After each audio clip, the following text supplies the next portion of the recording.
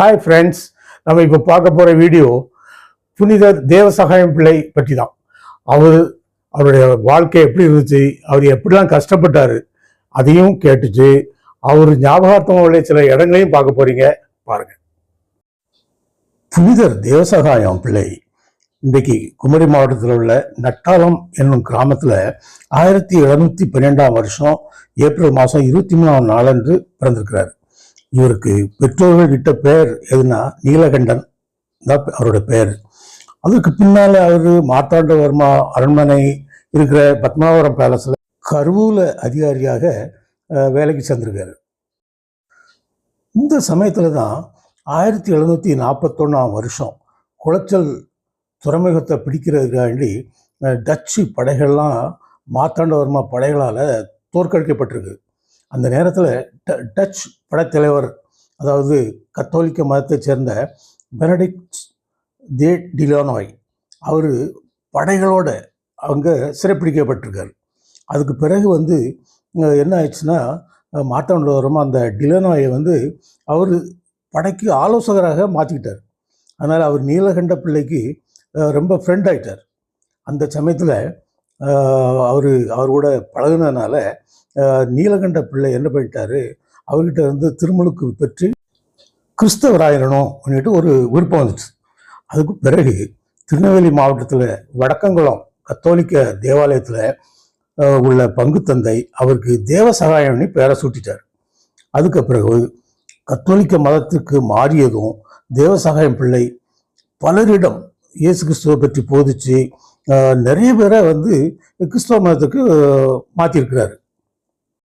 தேவசகாயங்கிற பெயரோட கிறிஸ்டியனா ஆன நீலகண்டன் கடவுள் முன்னிலையில் எல்லாருமே, எல்லா மனிதர்களும் சமம் என்கிற உண்மையை நிலைநாட்டுறதுக்கு ரொம்ப விரும்பியிருக்கிறார். இதன் காரணமாக உயர வகுப்பை சேர்ந்த மற்ற அரசு அதிகாரிகள் தேவசகாயத்தை ரொம்ப வெறுப்போடு பார்த்துருக்காங்க. அதில் என்ன, ஹை கிளாஸ் இந்துக்கள் கிறிஸ்தவத்தை தழுவக்கூடாதுங்கிற அன்றைய திருவாங்கூர் அரச கட்டளைப்படி அவரை திருப்பியும் இந்து மதத்துக்கு கூப்பிட்டுருக்காங்க. கண்டிப்பாக நீ இந்து மதத்தை ஏற்கணும் அப்படின்னு சொல்லியிருக்காங்க. அதை இவர் அவாய்ட் பண்ணிட்டார் தேவசகாயம். அதனால் இந்த விவகாரம் மன்னர்கிட்ட போயிடுச்சு. திருவாங்கூர் அரசில் பொதுவாக கிறிஸ்தவ மக்களுக்கு ரொம்ப பாதுகாப்பு இருந்தது. அது அப்படி இருந்தாலும் தேவசகாயம் பிள்ளை அரசு அதிகாரியாக இருந்ததுனால அவர் கிறிஸ்தவராக மாறினதை மன்னர் விரும்பலை அப்படின்னு தான் சொல்கிறாங்க. இதனால் ஆத்திரமடைந்த மன்னர் மார்த்தாண்டவர்மா தேவசகாயத்தை சிறையில் அடைக்குமாறு ஆணையிட்டார். இந்த தண்டனையினால் அவரை மனமாற்றி கிறிஸ்தவ மதத்தை எப்படியாவது கைவிட செய்யலாங்கிறது மன்னருடைய ஒரு நம்பிக்கை. பின்னாடி இந்த நம்பிக்கையை விட்டு அவருக்கு மரண தண்டனை விதிச்சிட்டார். அதனால மரண தண்டனையை நிறைவேற்றுறதுக்காண்டி அவரை மாடு மேலே உட்கார வச்சு இயற்கமால பூ அவர் மேலே போட்டு கரும்புள்ளி செம்புள்ளி எல்லாம் குத்தி ரொம்ப கஷ்டப்படுத்தி அவர் மாட்டு மேலே வச்சு ஊராக கொண்டு போயிருக்காங்க. அந்த நேரத்தில் தான் திருவாங்கூர் மன்னருடைய பத்மாவரம் பேலஸ்லேருந்து ரொம்ப பக்கத்தில் இருக்கிற புலியூர்குறிச்சி, இப்போ நீங்கள் பார்த்துட்டு இருக்கிற சர்ச்சு, அங்கே அவரை அடித்து அங்கே தங்க வச்சுருந்துருக்காங்க. அவர் பிரார்த்தனை செய்கிறதுக்காண்டி மண்டிட்ட இடத்துலையே ஒரு பாறையில் ஒரு சின்ன தொலை போட்டு அதில் தண்ணி ஊறியிருக்கு. அந்த தண்ணியால் அவர் தாகத்தை தணிச்சுக்கிட்டாரு. இதுதான் அந்த புலியூர்குறிச்சியில் உள்ள இந்த இடம். அங்கே இப்போ பெரிய சர்ச்சு அவர் பேரில் இருக்குது. அதுக்கப்புறம் அவரை எப்படியாவது கொலை செய்திருங்கன்னுட்டு மன்னர்கிட்ட கட்டளை வந்துச்சு. அதுக்கப்புறம் அங்கேருந்து அவரை ஆறாம்புலி பக்கம் உள்ள ஒரு காற்றாடி மலை, அங்கே அவரை கொண்டு போயிட்டாங்க. அங்கே மலையிலேயே அவரை சுட்டு கொண்டுட்டாங்க. அவர் பாடியை கீழே வச்சு தீ வச்சு அவரை அப்படியே விட்டுட்டு போயிட்டாங்க. அதுக்கப்புறம் நிறைய கத்தோலிக் கிறிஸ்தவர்களுக்கு இது தெரிஞ்சு அங்கே இருந்த மிச்சமான அவர் உடல் பகுதிகளெல்லாம் கொண்டு போய் கோட்டாரில் உள்ள ஒரு சர்ச்சு அங்கே கொண்டு வந்துட்டாங்க. இப்போ நீங்கள் அந்த காத்தாடி மலையில் போய் பார்த்தீங்கன்னா ரொம்ப ஆச்சரியமாக இருக்கும். இது மணியடிச்சாம்பாறை, இதுக்கு அடுத்தாப்பில் அது பக்கத்தில் கீழே சர்ச்லாம் இருக்குது. அதில் வேடிக்கை என்னென்னா, அவரை சுட்டு கொல்லும்போது மேலே இருந்து ஒரு பாறை கீழே வந்திருக்கு. அந்த பாறை அந்த பாறையில் வந்து தட்டுனீங்கன்னா, அதாவது பாறையில் உள்ள சத்தம் கேட்காது. ஏதோ மணியில் அடிக்கிற மணி சத்தம் கேட்ட மாதிரியே இருக்கும். நீங்கள் அதை இப்போ நான் உங்கள் வீடியோ நான் உங்களுக்கு காமிக்கிறேன். பாருங்கள், ரொம்ப ஆச்சரியமாக இருக்கும். அது இப்போவும் நிறைய பேர் அங்கே போய் அதை பார்க்குறாங்க. பாருங்கள், இப்போ பாருங்கள்.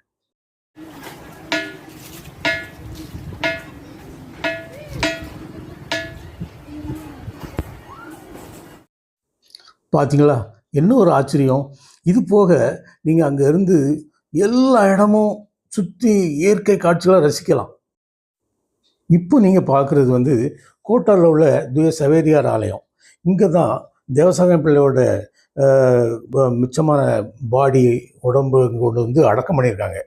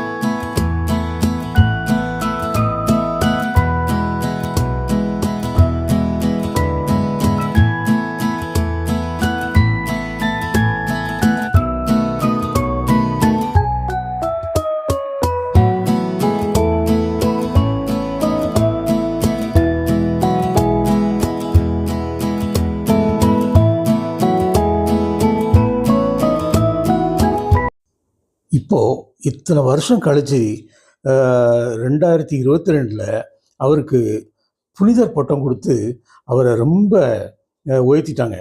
உண்மையிலேயே இது ஒரு அருமையான ஒரு செய்தி. இந்தியாவில் உள்ள முதல் புனிதர் பட்டம் பெற்றவர் இந்த தேவசகாயம் பிள்ளை தான்.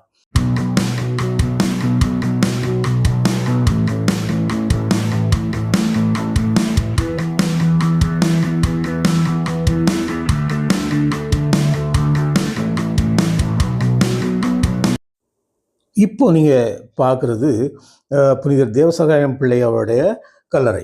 இது இந்த சர்ச்சில் மெயின் ஆல்டருக்கு முன்னாடியே இருக்குது. எல்லோரும் பக்கத்தில் உட்காந்து ப்ரேயர்லாம் பண்ணிட்டு போகிறாங்க. அதை பார்க்குறதுக்கும் நிறைய பேர் வர்றாங்க. இதுதாங்க புனிதர் தேவசாயம் பிள்ளையோட ஒரு சின்ன சரித்திரம். இதை நீங்கள் பார்த்து உங்களுக்கு நீங்கள் சாட்டிஸ்ஃபை இருப்பீங்கன்னு நினைக்கிறேன். இன்னொரு வீடியோவில் பார்ப்போம். Okay, thank you very much.